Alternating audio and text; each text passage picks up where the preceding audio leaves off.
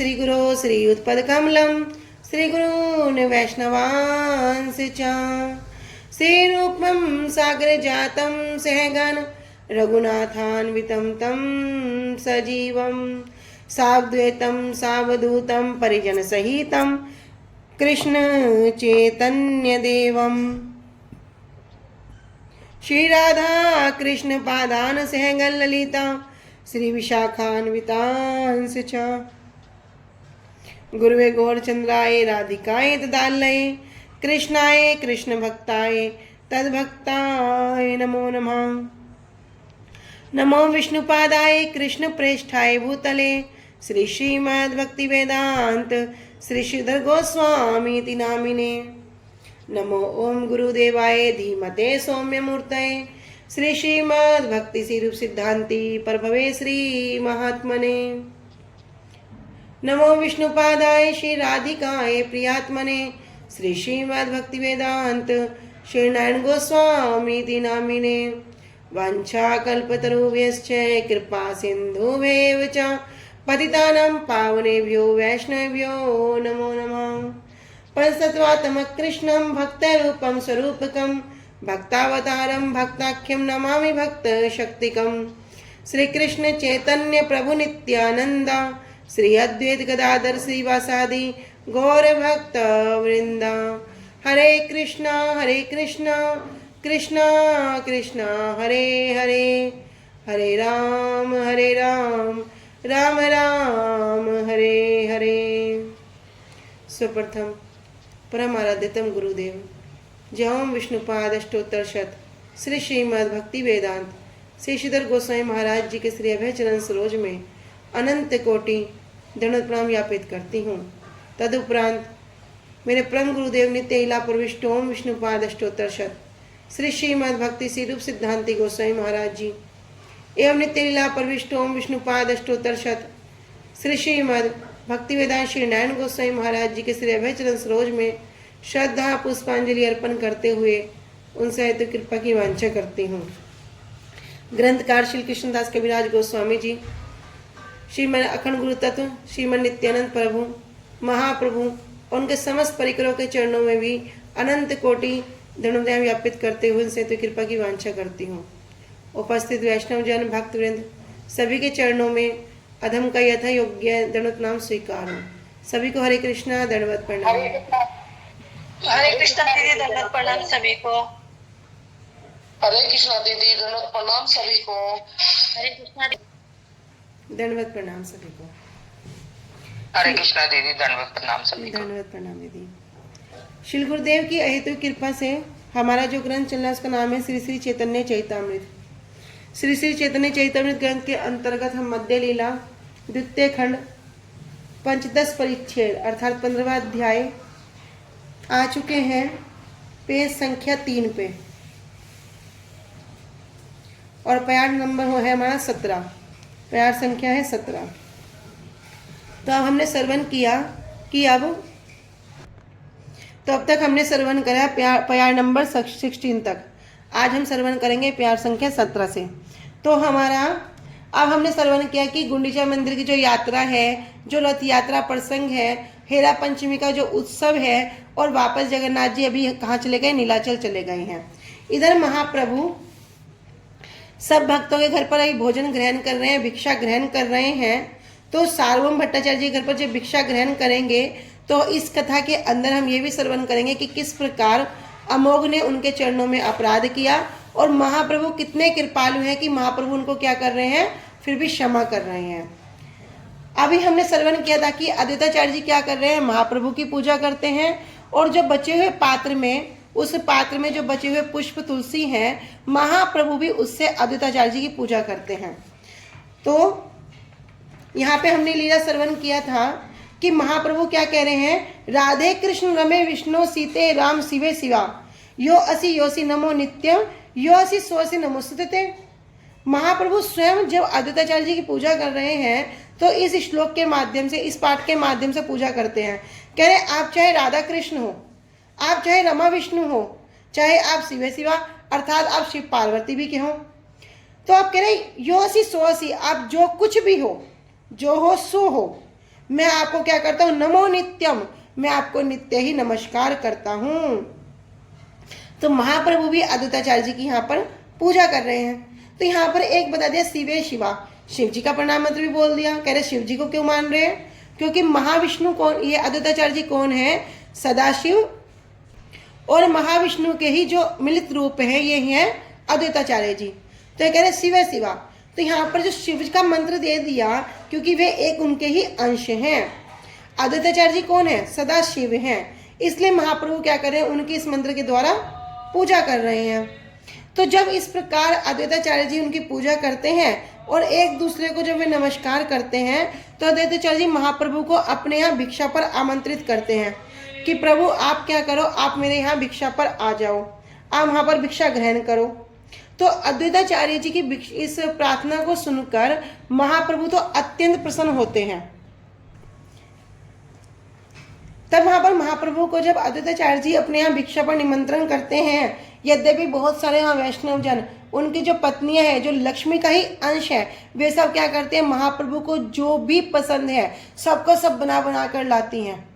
अभी सबके यहाँ पर भिक्षा हो रही है, महाप्रभु सब प्रत्येक के घर जा जाकर भिक्षा ग्रहण करते हैं और क्या करते हैं, सब के सब बड़े आनंदित होते हैं, सबके सब उस आनंद सागर में गोते लगाते हैं। क्योंकि जितने भी वहाँ वैष्णव पत्नियां हैं, जितनी भी वैष्णव गृहिणियां हैं, सब लक्ष्मी देवी का ही अंश है और उनकी जो रंधन कला है, जो उनकी व्यंजन कला है, उसमें तो पूरा निपुण है।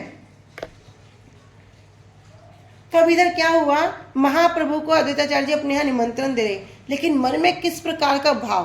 कह रहे एक दिन अद्वैताचार्य जी ने क्या किया, महाप्रभु को निमंत्रण किया कि आप क्या करना, आप हमारे यहाँ भिक्षा करो।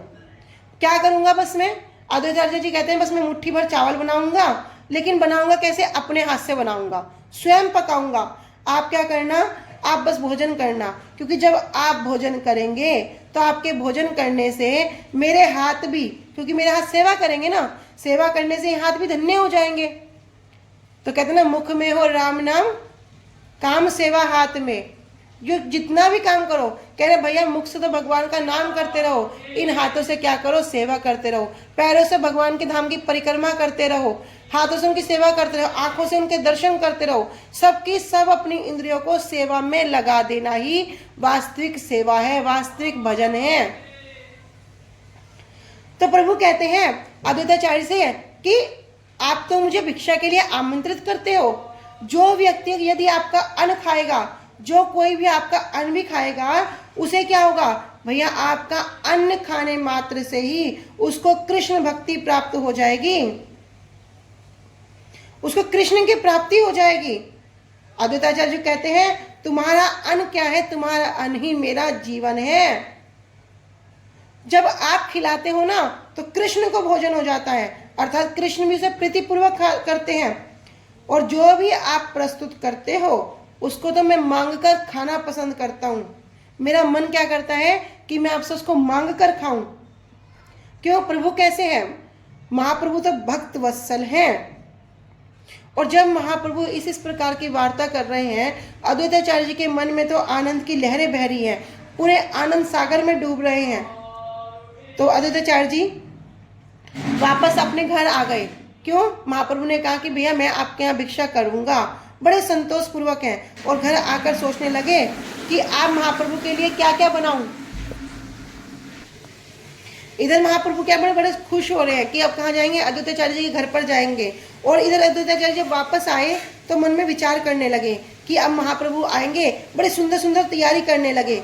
और जो उनकी पत्नी है, उनकी पत्नी का क्या नाम है,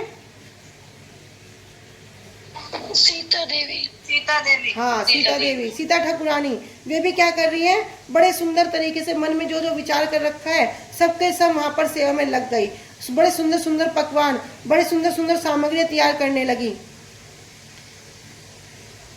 इधर जो स्वयं अपने हृदय में महाप्रभु को धारण करते हैं, अद्वैताचार्य जी भी क्या करने लगे, स्वयं रंधन करने लगे। और उनकी जो पत्नी है सीता ठाकुरानी, वो भी अपने हृदय में जितने भी व्यंजन, जितने भी पदार्थ सब विचार कर रहे हैं, सबको सब बनाने की तैयारी करने लगी। लेकिन महाप्रभु को क्या है, महाप्रभु को साग बड़ा पसंद है। तो महाप्रभु को जब साग पसंद है, ये तो जानते हैं तो अनेक अनेक प्रकार के शाक बना दिए। तो बताते हैं कि वहां पर 10 प्रकार के शाक को वहां पर बनाया गया है। Thank you. तो महाप्रभु को शाक अत्यंत प्रिय है, तो वहां पर सीता ठाकुरानी क्या करती हैं, अनेक अनेक प्रकार के शाक बनाती है। 10 प्रकार के वहां शाक बनते हैं। इधर अद्वैताचार्य जी बैठकर क्या करते हैं, रंधन करने लगते हैं। दोनों के दोनों पति पत्नी क्या करते हैं, बड़ी तैयारी में जुट जाते हैं और दोनों इतने आनंदित हैं जैसे किसी सागर में गोते लगा रहे हो, सागर समुद्र में। और कैसा समुद्र, आनंद का सागर समुद्र, किसी आनंद रूपी सागर समुद्र में क्या कर रहे हैं, गोते लगा रहे हैं। तो अद्वैताचार्य जी अपनी पत्नी से कहते हैं, हे कृष्णदास की माता, अद्वैताचार्य जी के एक पुत्र का नाम है कृष्णदास, कह रहे कृष्णदास की माता, मैं तुम्हें एक बात बता रहा हूं कि हमने जितने ही प्रकार के व्यंजनों को बनाया है, प्रभु ये सब किस प्रकार से स्वीकार कर पाएंगे। तो सीता ठाकुरानी सोच में पड़ गई कि कैसी बात कर रहे हैं। तब अद्वैताचार्य जी कहते हैं, महाप्रभु तो अकेले आते नहीं है, महाप्रभु के साथ तो अनेक अनेक सन्यासी लोग, उनके जो भक्त लोग हैं, सब आते हैं। और जब वे सबके साथ आते हैं, क्योंकि अब सन्यास रूप में तो क्या करेंगे, उसी धर्म को पालन करते हैं, तो वे कुछ खाते ही नहीं अच्छे से। जब सबके सब साथ में आएंगे तो महाप्रभु भी अच्छे से पा नहीं पाएंगे। क्यों, सभी के सभी जितने भी भक्त लोग आएंगे, ये महाप्रभु के साथ क्या करते हैं, जिसके घर भी जाते हैं उसके यहाँ प्रीति पूर्वक उस प्रसाद को, भोजन को स्वीकार करते हैं। तब अद्वैताचार्य तो मन मन में चिंतन करने लगे। क्या चिंतन कर रहे हैं, कह रहे अगर ऐसा हो जाए, कोई इस प्रकार का कार्य हो जाए कि अकेले ही महाप्रभु का शुभ आगमन हो जाए। अभी अद्वैताचार्य जी रंधन कर रहे हैं, रसोई सेवा कर रहे हैं, अनेक अनेक प्रकार के व्यंजन बना रहे हैं, किंतु मन में किनका चिंतन कर रहे हैं, मन में भगवान का चिंतन कर रहे हैं। तो कहते हैं, मन को मुझे दे दो। ये मन कैसा है, मन मना मत भक्तो, कि भैया जो मन है, मन को मुझे दे दो। अब मन को किस प्रकार दें, मन में तो संसार भर रहा है, मन में तो अभी रसोई नहीं हुई, अभी ये काम नहीं हुआ, अभी घर जाना है, अभी बच्चों को टिफिन देना है, अभी पति का ये कार्य करना है, मन में तो संसार भर रहा है। किंतु क्या कह रहे हैं, भगवद गीता में कह रहे हैं, मन मना, अपने मन को भी मुझे दे दो। अब देखो, इधर सब कार्य जरूर चल रहा है, लेकिन चिंतन किसका चल रहा है, महाप्रभु का चिंतन चल रहा है। तो महाप्रभु का चिंतन करते विचार कर रहे हैं, कोई ऐसा कार्य हो जाए कि महाप्रभु यहाँ पर अकेले ही आ जाएं। ऐसा होने से क्या होगा कि जितना भी सब मैंने बना पाया है, सब मैं महाप्रभु को क्या करूँगा, खिलाऊंगा। किसी प्रकार से मेरी ये कामना क्या है, इच्छा क्या है, सिद्ध हो जाए। इच्छा कैसी है, भगवान को खुश करने की, महाप्रभु को आनंद देने की। तो अद्वैताचार्य जी मन मन में चिंतन कर रहे हैं और उसी चिंतन करते करते अपने सब कार्यों कर रहे हैं, अपनी सब सेवाएं कर रहे हैं। इधर क्या हुआ, इधर जितने भी भक्त लोग थे, सब अपना जो नाम संख्या है उसको पूरा करके मध्याह्न आने के लिए, मध्याह्न स्नान करने हैं, और मध्याह्न आने के बाद ही सब महाप्रभु के साथ भिक्षा ग्रहण करने जाते थे। तो वे सब क्या कर रहे हैं, अब मध्याह्न आने के लिए चल दिए, अर्थात स्नान वगैरह के लिए चले गए। तो यहाँ पर हम श्रवण कर रहे हैं कि संख्या पूर्वक। तो भैया जिसकी जो भी संख्या है, अपनी संख्या पूर्वक नाम को जरूर करना चाहिए।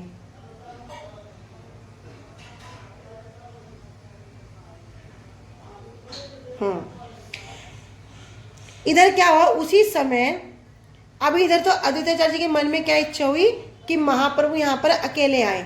अब उधर जब सब लोग स्नान के लिए जा रहे हैं, तब उस समय क्या क्या, इंद्र ने अद्वैताचार्य जी की भावना को समझकर अचानक क्या हुआ, बड़ा तेज आंधी, बड़ा तेज तूफान आरंभ हो गया। चारों ओर क्या हो गया, बड़े बड़े ओले पड़ने लगे, वज्रपात होने लगा, बड़े बड़े क्या करें, बिजली चमकने लगी, ओलावृष्टि होने लगी, और जैसी वायु, ऐसी वायु बहने लगी कि कोई कहीं जा रहा है और कोई उस वायु के भाव में कहीं जा रहा है। और ये सिलसिला भी कैसा हो गया जिसका कोई अंत नहीं है। लग क्या रहा है भैया, अब ये जो आंधी तूफान शुरू हुआ है ये खत्म ही नहीं होगा। इस प्रकार से वहां पर हो रहा है। चारों ओर धूल ही धूल उड़ने लगी, धूल के उड़ने से चारों ओर अंधकार ही अंधकार छा गया।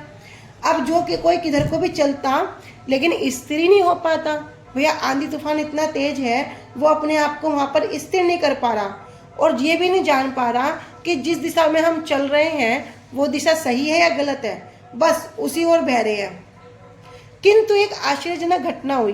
क्या हुई कि जहाँ पर श्री अद्वैताचार्य जी जहाँ पर रंधन कर रहे थे, जहाँ पर रसोई सेवा कर रहे थे, महाप्रभु की सेवा के लिए तैयारी कर रहे थे, उस समय वहाँ पर क्या हुआ, वहाँ पर जो आंधी जो बारिश हुई उसका क्या बिल्कुल नाम मात्र था, बिल्कुल नाम मात्र में ही वहाँ पर हुआ। नहीं तो अन्यथा देखते हैं बड़ा तेज आंधी तूफान ओले पड़ रहे हैं, कोई अपने आप को स्थिर नहीं रख पा रहा है और सब कोई किसी दिशा में जा रहा है, कोई किसी दिशा में जा रहा है, किसी को कोई ज्ञान ही नहीं रहा। तो जितने भी सब सन्यासी गण थे जो महाप्रभु के साथ भिक्षा करते थे, उनमें से कौन किस दिशा में चला गया, कौन किस में चला गया, किसी को पता नहीं चला। इधर अद्वैताचार्य जी ने क्या किया, बड़े सुंदर तरीके से सब कुछ रंधन किया, बड़ी सुंदर रसोई सेवा करी और सभी जितने भी व्यंजन बनाए सबको बड़ा सुंदर तरीके से सजा दिया। क्या किया, उसके पास घी रख दिया, दही रख दिया, दूध रख दिया, मलाई रख दी, अनेक अनेक प्रकार के मिठाइयाँ रख दी, संदेश रख दिए, जितने भी वहाँ पर जितने भी सुंदर से सुंदर वस्तु है सब सेवा में प्रस्तुत कर दी। सबके ऊपर क्या किया, फिर तुलसी मंजरी दे दिया और तुलसी मंजरी डालकर फिर क्या करा, अब महाप्रभु के ध्यान में बैठ गए कि महाप्रभु अब आएंगे, अब आएंगे, प्रतीक्षा करने लगे। लेकिन अभी भी अद्वैताचार्य जी के मन में एक ही बात चल रही है कि अगर महाप्रभु अकेले आए, महाप्रभु का अकेले यहाँ पे शुभ आगमन हो तो अत्यंत हर्ष की बात है। तो ये भी बात यहाँ पर सत्य है कि जो महाप्रभु हैं किसकी इच्छा से चलते हैं, अद्वैताचार्य जी की इच्छा से चल रहे हैं, अर्थात भक्त की इच्छा से चलते हैं। जब अद्वैताचार्य जी ने हाथ में गंगा जल और तुलसी का पत्ता देकर भगवान का आह्वान किया तो भगवान का सिंहासन भी डोल गया। कहते हैं तुलसी दल मात्रेन जलस्य चुलुकेनवा विकीर्णिते स्वे आत्मानं भक्तव्य भक्तवत्सला, ये भगवान तो ऐसे भक्तवत्सल है। तो भगवान का सिंहासन भी डोल गया। अभी भगवान के आने का समय नहीं हुआ था, किंतु अद्वैताचार्य जी के आह्वान करने पर भगवान को भी वहां पर आना पड़ा। तो अद्वैताचार्य जी के सामने क्या हुआ, थोड़ी देर पश्चात ही महाप्रभु हरे कृष्णा करते हुए अद्वैताचार्य जी के घर पर उपस्थित हो गए। इधर अद्वैताचार्य जी ने महाप्रभु को देखकर सम्मान के साथ उनको प्रणाम किया, उनको आसन दिया और उस आसन पर महाप्रभु बैठ गए। अब इधर क्या देखते हैं अद्वैताचार्य जी कि साथ में तो और कोई नहीं है, महाप्रभु तो अकेले आए हैं। हरे कृष्णा दीदी। महाप्रभु कैसे हैं, महाप्रभु तो अकेले हैं। और इधर अद्वैताचार्य जी की पत्नी है, उनके साथ क्या करने लगे, अपनी पत्नी के साथ बड़ी सुंदर बड़ी प्रसन्नता के साथ उनकी सेवा करने लगे। दोनों ही क्या करते हैं, पति पत्नी महाप्रभु के पाद प्रक्षालना करते हैं, अर्थात उनके चरण धोते हैं और उनको चंदन प्रदान करते हैं। फिर सब जितने भी प्रकार के व्यंजन बनाए हैं सब व्यंजनों को लगा दिया। इधर महाप्रभु का है भोजन के लिए बैठ गए तो अद्वैताचार्य जी क्या करते हैं, स्वयं परिवेशन करते हैं और अत्यंत हर्ष है और बहुत हर्ष के साथ अद्वैताचार्य जी क्या करते हैं, वहां पर महाप्रभु को व्यंजन परोसते हैं। महाप्रभु भी सब प्रेम रूपी रस से क्या कर रहे हैं, सबको स्वीकार कर रहे हैं और जितने जितने प्रकार के व्यंजनों को अद्वैताचार्य जी ने बनाया है सबके सब महाप्रभु क्या कर रहे हैं, उनको पा रहे हैं। लेकिन एक कार्य करते हैं, जितने व्यंजन को पाते हैं उसका सब में थोड़ा थोड़ा अवशेष छोड़ देते हैं।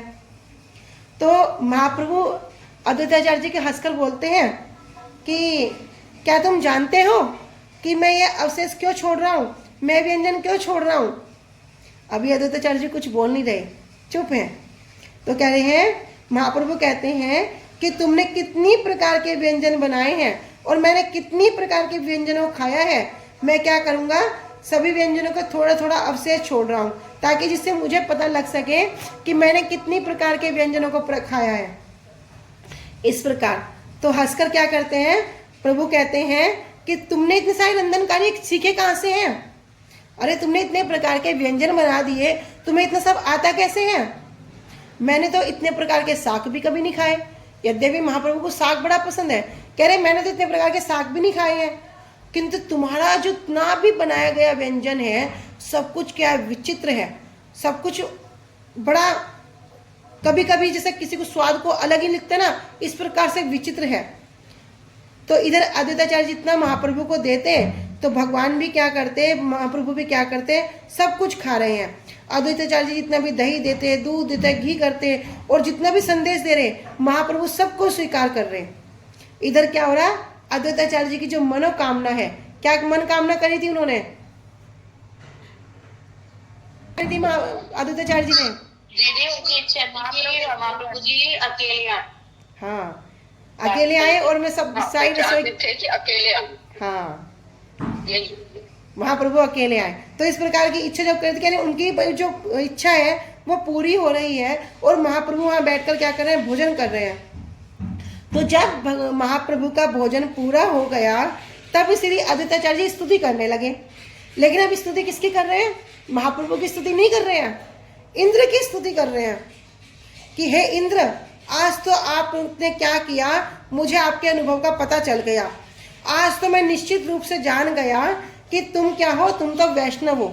अब इंद्र की स्तुति करने लगे। आज मैं क्या करूंगा, आज से मैं तुम्हारे लिए पुष्प जल भी प्रदान किया करूंगा। इंद्र, आज तो तुमने मुझे खरीद लिया, आज तो मैं तुम्हारे हाथ अब बिक गया हूं। इस प्रकार अनेक अनेक अनेक अनेक इंद्र की स्तुति करने लगे। तो महाप्रभु वहां बैठ के सब सुन रहे हैं। तो महाप्रभु कहते हैं, आज बड़ी इंद्र की स्तुति कर रहे हो, अरे किस लिए कर रहे हो बताओ तो सही। तब अद्वैताचार्य जी कहते हैं, अरे प्रभु आप भोजन कीजिए बस, अरे इतना सब सुनकर आप क्या करोगे। तब महाप्रभु कहते हैं, अरे क्यों छिपा रहे हो आचार्य, ये जितना भी आंधी तूफान हुआ ना, मैं सब जानता हूं, ये सब तुम्हारा ही काम है। ये सब किसी और काम नहीं, तुम्हारा ही काम है, क्योंकि ये समय तो आंधी का नहीं है। फिर अचानक से इतनी तेज आंधी आना, तूफान आना, ओले पड़ना, तुमने जो इच्छा करी है ना, तुम्हारी इच्छा के कारण ही ये सब कुछ हुआ है। और क्या समझ रहे हो, ये तुम जो इंद्र है, इंद्र के द्वारा तुमने सब करवाया है।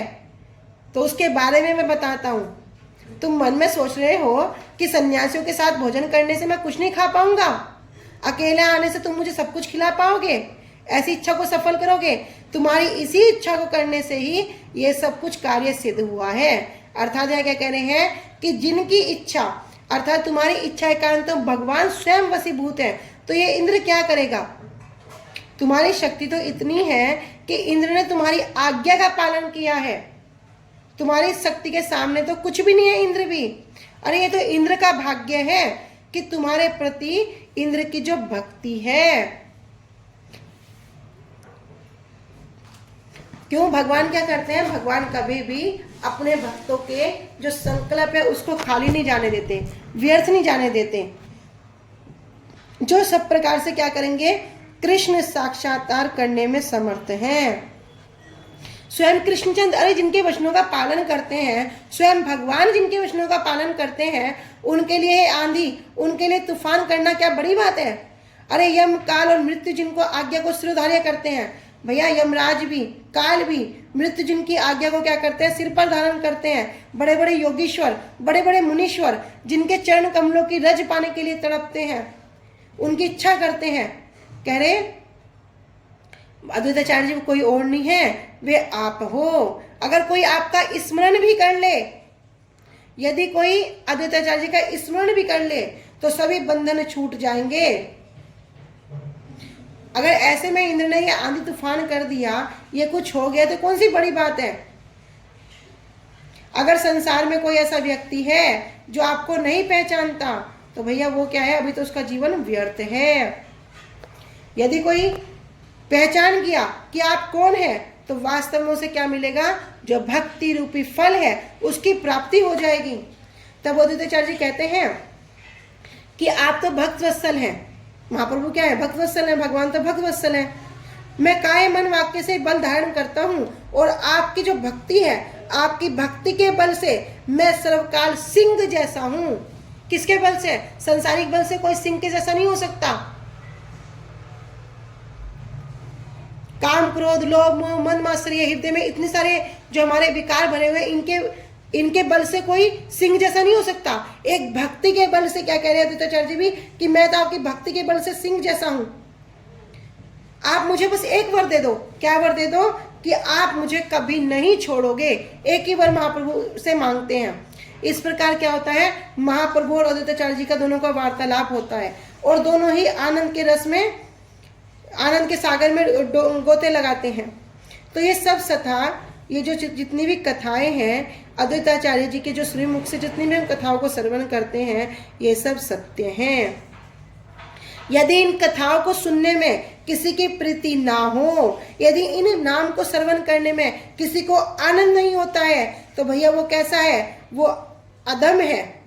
वो अधम क्या करेगा, वो कभी भी निश्चित रूप से अद्वैताचार्य जी के दर्शन करने के योग्य भी नहीं है। तो जगत का उद्धार करने के लिए जो अद्वैताचार्य जी हैं, जो क्या है, महान कृपालु हैं, जिनका हृदय कृपालु है, निरंतर क्या करते हैं, ये सब वार्तालाप, ये सब आपस की इष्टि गोष्ठी करते रहते हैं, जिसमें यदि अद्वैताचार्य जी के वचन को किसी में अगर समझने की शक्ति है, किंचित मात्र भी है, तो वो जान लेगा कि ईश्वर के साथ उनका कोई भेद नहीं होगा। तो अद्वैताचार्य जी क्या करते हैं, एक इस प्रकार की यहाँ पर लीला को श्रवण करते हैं कि महाप्रभु अकेले आए और महाप्रभु अकेले आकर यहाँ पर भोजन करें, जिससे क्या होगा, मैं जो कुछ भी बनाऊंगा महाप्रभु उसको सबको स्वीकार करेंगे। और इधर महाप्रभु ने भी क्या किया, अद्वैताचार्य जी की इच्छा को श्रवण करके उनको जानकर ये सब लीला प्रस्तुत करी और महाप्रभु वहाँ पर अकेले गए। तो अब क्या करते हैं, वहाँ पर अद्वैताचार्य जी और नित्यानंद प्रभु का आपस में बड़ा सुंदर वार्तालाप होता है और उनकी पत्नी सीता ठाकुरानी भी बड़ी आनंदित होती है। तो इस प्रकार हमने ये लीला को श्रवण किया कि महाप्रभु अपने भक्त के भाव को सब जानने वाले हैं। ऐसे हमारे गुरुवर्ग हैं, गुरुवर्ग भी सबके हृदय के भाव को जानते हैं, सबके हृदय के भाव को जानकर सब सेवा स्वीकार करते हैं। जब अभी हमने एक कथा बताई थी ना कुछ दिन पहले ही, कि भक्त लोग बोलते हैं कि हम 3-3 दिन से लगे हैं, लेकिन हमें लगता है कि और सेवा हो, और सेवा हो, और हमें काम मिले। लेकिन अगर घर में कोई 4 आदमी आ जाए तो हम सोचते हैं अरे क्या क्या बनाएं, बस इतना हो गया बहुत है। लेकिन भक्त लोग बोलते हैं कि जब गुरुवर्ग या वैष्णवजन आते हैं तो हमें थकते ही नहीं है, हमें लगता है ये कम तो नहीं है, ये और बना लें। अभी हमने सुना, श्रवण किया कि सीता ठाकुरानी 10-10 प्रकार के साग बना रही हैं, जो क्योंकि महाप्रभु को अत्यंत प्रिय है। तो हम भी श्रवण करते हैं कि जब गुरुवर्ग कहीं भिक्षा के लिए, हमारे भोजन प्रसाद के लिए जाते हैं, तो हम भी आनंदित, गुरु जी को क्या पसंद है, क्या बनाए, किस प्रकार सेवा करें, बड़े आनंदित होते हैं। कुछ भी थकान का अनुभव नहीं होता। क्यों? क्योंकि जो भक्ति है ये आत्मा की वृत्ति है। तो आज हमने ये लीला को श्रवण किया। इस लीला को श्रवण करना ही बड़ी दुर्लभ बात है और बड़ी ही हमारा सौभाग्य है कि हम महाप्रभु की और अद्वैताचार्य जी के विषय में इतनी सुंदर लीला को श्रवण कर पाए। श्री अद्वैताचार्य जी की जय। श्रीमन नित्यानंद प्रभु महाप्रभु की जय। अनंत कोटि वैष्णव वृंद की जय। निताई गौर प्रेमानंदे हरि हरि बोल। तो आगे श्रवण करते हैं। कृष्ण जन्म यात्रा दिने नंद महोत्सव, गोप वेश हैला प्रभु लैया भक्त गण।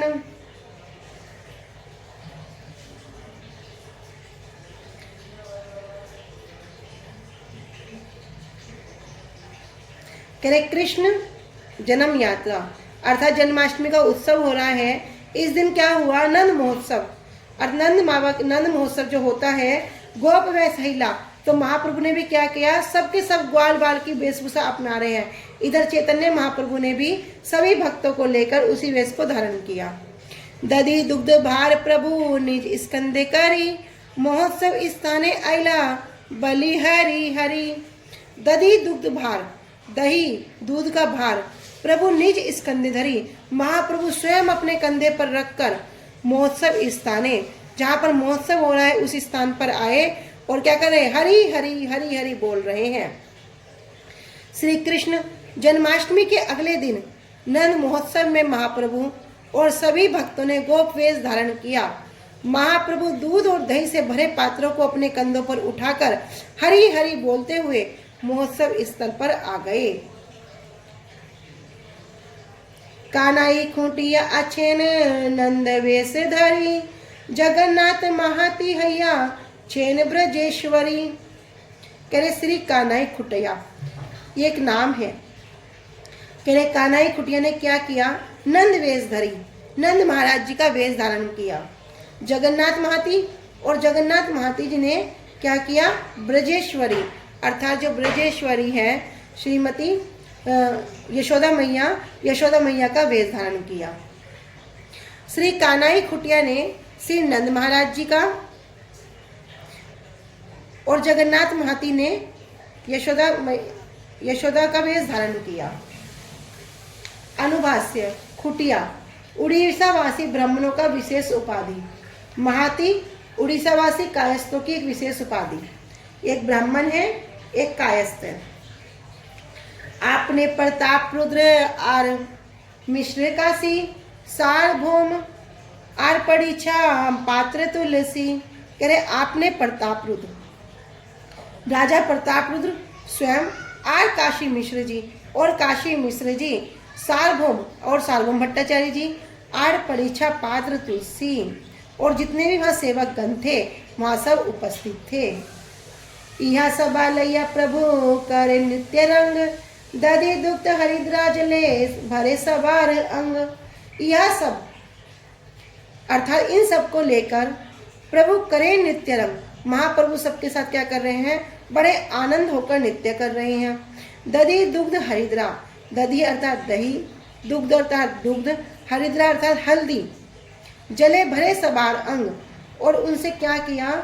उनसे सारे के सारे जो शरीर हैं सबका सब वहाँ पर क्या हो रहा? पूरा कीचड़ हो रहा है, और उसमें सब सारोबार हो गए, सब उसमें डूब रहे हैं। उस समय राजा प्रताप रुद्र भी, काशी मिश्र जी, श्री सार्वभौम भट्टाचार्य जी और तुलसी परीक्षा पात्र के साथ वहाँ उपस्थित थे। इन सबको अपने साथ लेकर महाप्रभु आनंद पूर्वक नृत्य कर रहे थे, और दही दूध और हल्दी वाले जल से सभी को सरोबार कर रहे थे। पात्र उड़ीसावासी सम्मानित व्यक्तियों की उपाधि। अद्वैत कहे सत्य कही, न करी है कोप, लगुड़ फिराइते पार तबे जानी गोप। अब अद्वैताचार्य जी एक और महिमा को प्रकाशित कर रहे हैं। अद्वैताचार्य जी कह रहे हैं सत्य कही, भैया मैं तो सत्य बात कह रहा हूँ। क्या कह रहा हूँ? ना करिए कोप, आप गुस्सा मत करना, आप क्रोध मत करना। लगुड़ फिराइते पार, लगुड़ कहते हैं लाठी को। यदि आप लाठी को घुमाकर दिखा दो तभी जानी गोप, तभी मैं मानूंगा कि आप गोप हैं। अब महाप्रभु कह रहे हैं क्यों? अभी गोप स्वरूप को प्रकाशित करना है, तो जो महाप्रभु का जो गोप स्वरूप है उसको दिखलाने के लिए किस प्रकार कह रहे हैं? अद्वैत कहे सत्य करिए, न करिए कोप। अद्वैताचार्य कह रहे हैं भैया मैं एक सत्य बात कह रहा हूँ, किंतु आप क्रोधित मत होना। लगुड़ फिराइते पार, यदि आप लाठी को फिरा, भैया गोप का काम क्या है? लाठी को के साथ खेलना, लाठी के साथ अलग अलग क्रिया करना। करें यदि आप लाठी को फिरा दोगे, लाठी को घुमाकर दिखा दोगे तभी जाने गोप, तब मैं मानूंगा आप गोप हो। तबे लंगुड़ लैया प्रभु फिराइते लागिला, बार बार आके से फैली लुफिया धरिला। तब महाप्रभु ने क्या किया? अब गोप लीला को प्रदर्शित कर रहे हैं। करें तबे लंगुड़ लैया प्रभु, तब महाप्रभु ने लाठी को लेकर फिराइते लागिला, उसको घुमाने लगे, और कह रहे बार बार आकाश में फेंकते और लुफिया धरिला, और बार बार हाथों में उसको पकड़ लेते। सिरेर ऊपरे सम्मुख पृष्ठे दुई पासे, पाद संध्या फिराए लगुड़ देखी लोग हासे। कह रहे सिरेर ऊपरे, कभी तो सिर के ऊपर से घुमाते, कभी पृष्ठे, कभी पीठ के पीछे से लाठी को घुमाते। सम्मुख दुई पासे, कभी सबके सामने दोनों ओर से लाठी को घुमाते। पाद मध्य, कभी दोनों पाद के पांव के बीच में घुमाते। फिराए लागुड़ देखी लोग हासे, तो चारों ओर से, कभी सिर के ऊपर से, कभी पीछे से, कभी आगे से, कभी दोनों साइड से लाठी को अनेक अनेक प्रकार से घुमाकर दिखा रहे हैं, और सबके सब लोग जितने भी हैं सब लोग देखकर आनंदित हो रहे हैं, प्रसन्न हो रहे हैं, हंस रहे हैं। तो अद्वैताचार्य जी की बात को सुनकर महाप्रभु लाठी को घुमाने लगे, बार बार लाठी को आकाश की ओर फेंकते हुए, और नीचे आने पर उसे पकड़ लेते। महाप्रभु कभी अपने सिर के ऊपर से, कभी अपने सामने से, कभी अपने पीछे से, और कभी अपने दाहिनी ओर तथा कभी अपनी बाईं ओर से और कभी दोनों पैरों के बीच में से हाथों से लाठी को घुमाते जा रहे थे। इसे देखकर सभी लोग हंस रहे थे। पाद संध्या, दोनों पैरों के बीच के स्थान में। तो इस प्रकार वहां पर भी लीला हो रही है। अब इस लीला को देखकर सभी लोग बड़े आश्चर्यचकित हैं। कह रहे लाठी किस प्रकार घूम रही है? अलाद चक्रेर प्राये लगुड़ फिराए, देखी सर्वलोक के चित्ते चमत्कार पाए। अलाद चक्र की भांति, जैसे एक हाथ में कोई जलता हुआ गोला हो, उसको क्या करेंगे, चारों ओर घुमाएंगे तो लगता है कि वो एक जगह नहीं है, वो चारों ओर वो आग का गोला है, चारों ओर आग ही आग है। इसी प्रकार कह रहे अलात चक्रे, कह रहे जलता हुआ जो गोला है उसी की भांति लगुड़ फिराए, लाठी को घुमा रहे हैं। देखी सब लोग, और जब सब लोग इसको देख रहे हैं, चित्ते चमत्कार पाए, उनके चित्त में आनंद हो रहा है, सबके सब आश्चर्यचकित हो रहे हैं। कह रहे अनुभाष्य में भक्ति सिद्धांत श्री ठाकुर जी कह रहे हैं कि जलते हुए अंगारे को तेजी से घुमाने पर जैसे वह एक आग के चक्र की भांति प्रतीत होता है, महाप्रभु ने भी उसी प्रकार बड़ी तेजी से लाठी को घुमाकर ऐसा प्रदर्शन किया कि देखने वालों को चक्र में सब जगह लाठी दिख रही है। ठीक है, आज हम यहीं तक रखते हैं। वांछा कल्पतरुभ्यश्च कृपा सिन्धुभ्येव च पतितानां पावनेभ्यो वैष्णवेभ्यो नमो नमः। श्री गुरुदेव की जय, अनंत कोटि वैष्णव वृंद की जय, निताई गौर प्रेमानंदे। हरि हरि बोल, हरि बोल। हरे कृष्णा, सभी को दंडवत प्रणाम।